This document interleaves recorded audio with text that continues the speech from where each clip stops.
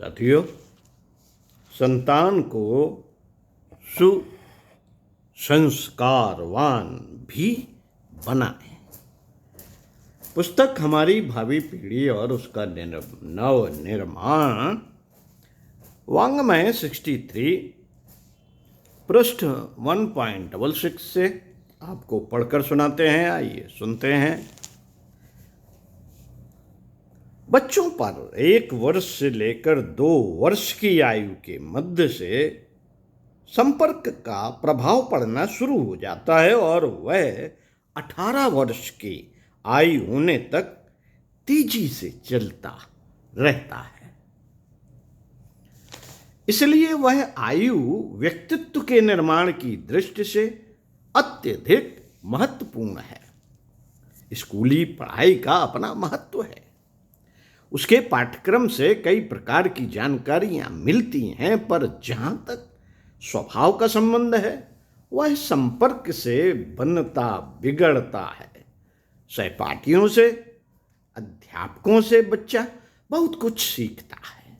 पाठ्य पुस्तकों का मूल्य उसकी तुलना में बहुत कम है।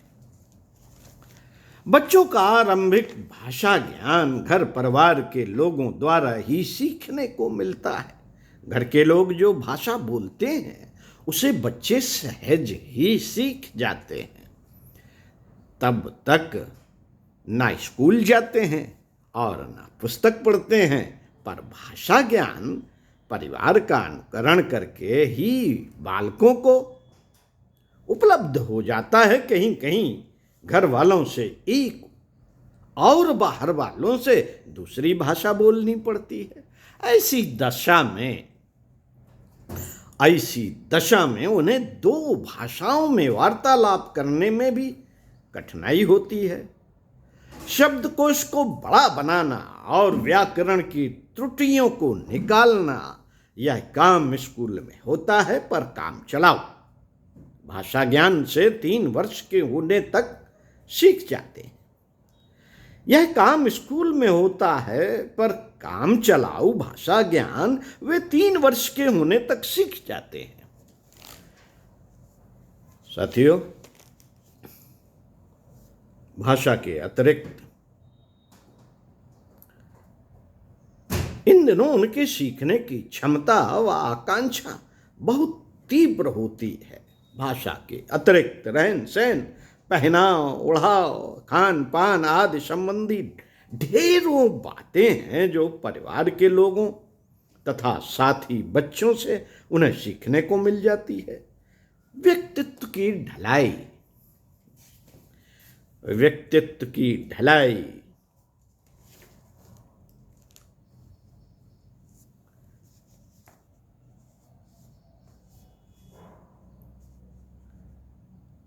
का शुभारंभ यहीं से होता है।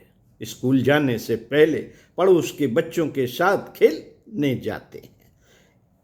इसमें उनके अनुकरण में ढेरों बातें सीखते हैं। जब स्कूली समय आता है, इससे वे आराम से अपने व्यक्तित्व की छाप दूसरों पर छोड़ते हैं। किताबें हर बच्चे की अलग अलग होती हैं। पढ़ते तो वे उन्हीं को हैं, पर क्लास का, स्कूल का वातावरण अलग ही होता है। इस सामूहिक परिवार का असाधारण प्रभाव एक दूसरे पर पड़ता है। इसमें सिखाया नहीं, सीखा जाता है। इसमें लड़के क्या करते हैं, इसको ढेरों तरह से वे देखते और उनमें जो भी आकर्षक लगती है उसकी नकल करते हैं। सहपाठियों की गतिविधियों में ढेरों आकर्षक लगते हैं, ढेरों अनाकर्षक, बिना किसी के कहे समझाए हुए भी आकर्षक गतिविधियों को लड़के एक दूसरे से ग्रहण करने लगते हैं। इस प्रकार परिवार पड़ोस की संस्कृति से बाहर निकलते ही स्कूली संस्कृति में प्रवेश पाते हैं। सीखने की द्रुतगामी पीढ़ी इन 3 क्षेत्रों में इतना सीख लेती है जितना गुरुजनों के उपदेश या पाठ्य पुस्तकों का प्रशिक्षण भी उन्हें सिखा नहीं पाता। मित्रों, आपको अगले पैराग्राफ से पढ़कर सुनाते हैं। बात आरंभिक कक्षाओं की ही नहीं कही जा रही। महत्वपूर्ण किशोरावस्था को माना जा रहा है। छोटे बच्चों में तेजस्विता नहीं होती। समझाने या धमकाने से अकल बदल जाती है, किंतु किशोरावस्था में नया रक्त होता है, निज की वृद्धि होती है और निज की पसंदगी। वे जो बात पसंद करते हैं उसके लिए आग्रही हो जाते हैं। रोकने पर अपना अपमान अनुभव करते हैं और विद्रोह पर उतर आते हैं। बड़ों से लड़ना झगड़ना नहीं, बड़ों से लड़ना झगड़ना नहीं बन पड़ता तो मौन हो जाना, रोटी ना खाना, रूठ कर घर से चले जाना जैसे टेढ़े मेढ़े रास्ते अपनाते हैं, प्रकारांतर से यह विद्रोह का रास्ता है और रोकने समझाने वालों को दबाने मजबूर करने का ढंग है। तर्क करने और विवेक पूर्वक किसी निष्कर्ष तक पहुंचने की क्षमता विकसित नहीं होती। सही बात के लिए समझाना, रोकना भी उन्हें अपमान लगता है। यह असमंजस भरी परिस्थिति ऐसी होती है जिससे सहसा समझ में नहीं आता कि क्या किया जाए और क्या न किया जाए।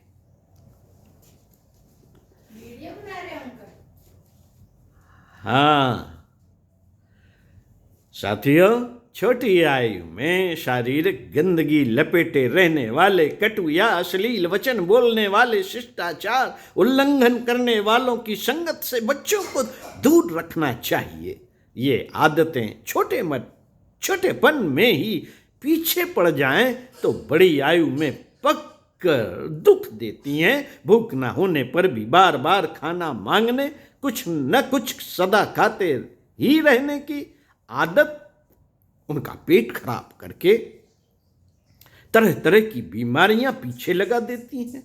इसी प्रकार किशोरावस्था में बड़े आदमियों के लड़कों के साथ रहने, उनसे दोस्ती गांठने के पीछे भी कई खतरे हैं।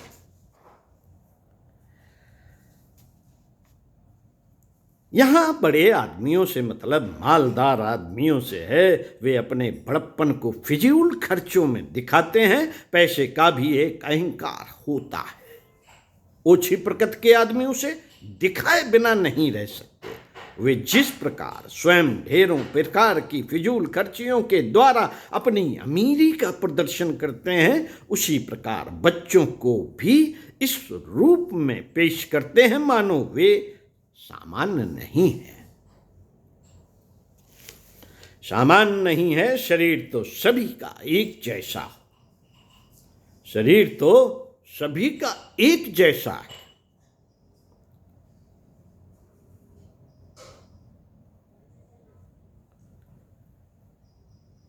तो फिर अमीरी कैसे झलके?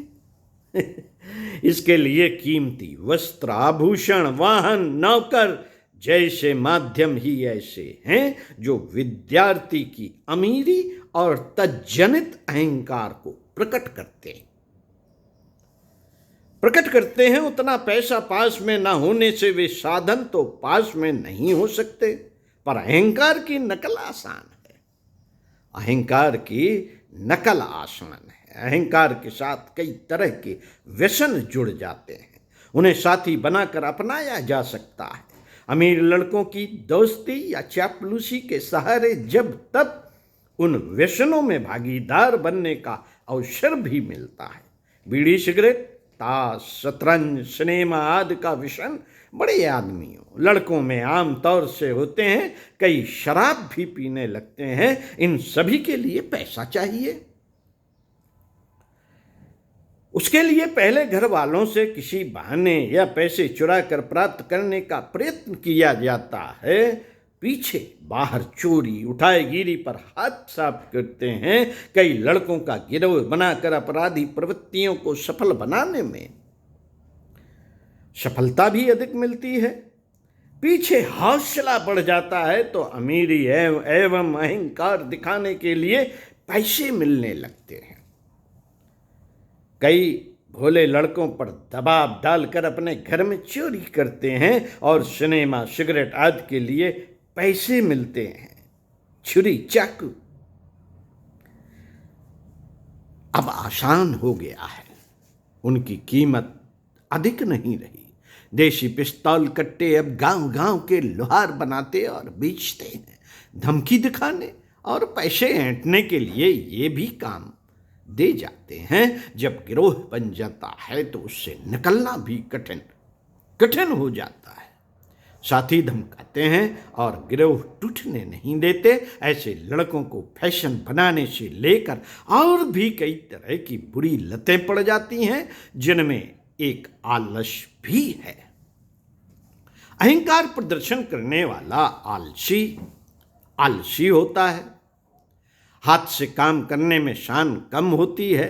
ऐसे ही लड़के पढ़ने में लगाए जाने वाला समय आवारा गर्दी में लगाते हैं और जब परीक्षा का समय आता है तब मास्टरों को छुरी चाकू दिखाकर पास हो जाने देने की धमकी दिखाते हैं।